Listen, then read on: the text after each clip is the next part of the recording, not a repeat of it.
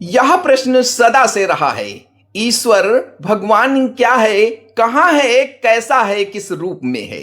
इस रहस्य से आज पर्दा उठेगा। भगवान परमात्मा प्रभु परमेश्वर सर्वेश्वर जगदीश। यह प्रस्तुति ओम सिंह कुशवाहा के तर्क ज्ञान अनुभवजन्य आधारित दृष्टिकोण जो आपके चिंतन व मार्गदर्शन के लिए समर्पित है। ईश्वर कोई व्यक्ति तत्व वस्तु नहीं, ईश्वर मंदिर मूर्त देवता नहीं, ईश्वर आकार अवतार पहचान नहीं, ईश्वर नाम ग्रंथ पूजा नहीं। तो आइए इस खोज में आगे जानेंगे आखिर सत्य क्या है। भीड़ चली जिस राह पर तू भी चला अनजान, तेरा पथ तुझ में छिपा क्यों है तू अज्ञान। मनुष्य ईश्वर क्यों खोज रहा है? यह खोजने वाला कौन है? जब मनुष्य को डर भय चिंता व दुख होता है तब ईश्वर खोजता है। जीवन की या संसार की घटनाओं को ईश्वर से जोड़ता है।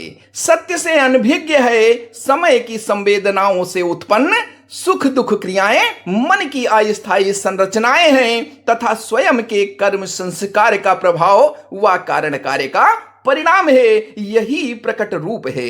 डर से पूजा जो करे भय ही उसका धर्म, सत्य वही पहचानता जो निज जाने कर्म। तर्क यह भी है कि अगर कोई शक्ति इस पूरे ब्रह्मांड को चला रही है, जिसको हम ईश्वर भगवान देवता दैवीय शक्ति की उपाधि देते हैं, तो प्रश्न यह भी है कि ईश्वर है तो भेदभाव व अत्याचार क्यों? ईश्वर है तो अज्ञान अन्याय क्यों? ईश्वर है तो युद्ध रक्तपात क्यों? ईश्वर है तो हिंसा दुष्कर्म क्रूरता क्यों? ईश्वर है तो छल कपट द्वेष क्यों? ईश्वर है तो जन्म जीवन मृत्यु क्यों?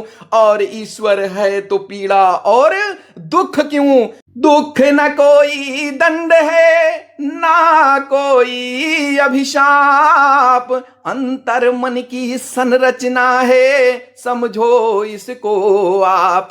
ईश्वर को खोजने वाली चेतना ही उस खोज का मूल आधार है। जिस चेतना से तुम ईश्वर को खोज रहे हो वही चेतना तुम्हारे अनुभव का केंद्र है। ईश्वर कोई व्यक्ति वस्तु या आकार नहीं, यह बाहरी खोज भी नहीं, बल्कि सत्य आत्मबोध की अनुभूति है जिससे ब्रह्मांड प्रकट हुआ है, जो अस्थायी व परिवर्तनशील है। यह एक क्रमशः सतत प्रक्रिया है।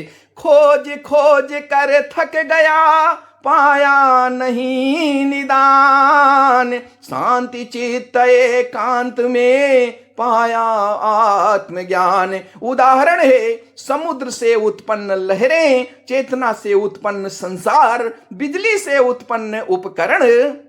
दिखता जगत अनेक है मूल सभी का एक, जो यह भेद को मिटा सके वही है बुद्ध विवेक। भ्रम अलग अलग लेकिन सभी एक ही ऊर्जा चेतना शक्ति का रूप है। सभी का स्रोत एक ही है। क्या ईश्वर सिर्फ मानव के लिए? यह भी तार्किक है। ईश्वर को देखने वाली आंख खुद को नहीं देख सकती, वैसे ही चेतना स्वयं को नहीं देख सकती। ईश्वर को खोजने वाला कोई अलग तत्व नहीं बल्कि तुम्हारा मन है। यह मन खुद को अलग मानकर खोज कर रहा है। यही द्वैत है।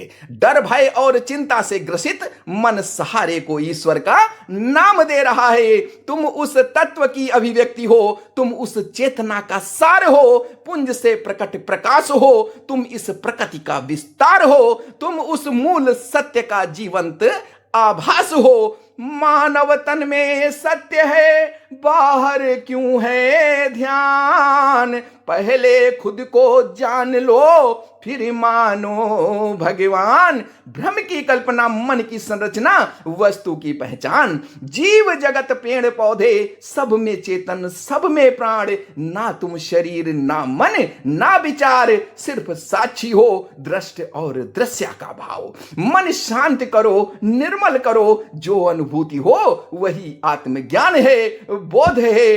तुम ही ईश्वर, तुम ही भगवान, कहीं बाहर नहीं, तुम्हारे भीतर ही विद्यमान। जो कभी खोया ही नहीं, उसे खोजने की क्या जरूरत है, जो सदा से उपस्थित है। बाहर बाहर ढूंढता रहा जीवन भर भगवान, मरते दम तक जान न पाया, खुद में था भगवान। ना मैं मन हूं, ना मैं तन हूं, ना मैं संज्ञा ना आकार, खोज रहा जो मैं उसे, वही सत्य का सार। भवतु सब मंगलम, सबका मंगल हो, सबका मंगल हो, स्वस्थ मुक्ति हो, सत्य हो। एक महत्वपूर्ण संदेश इसी विचारधारा के साथ। शुद्ध धर्म क्या है, लिंक डिस्क्रिप्शन में।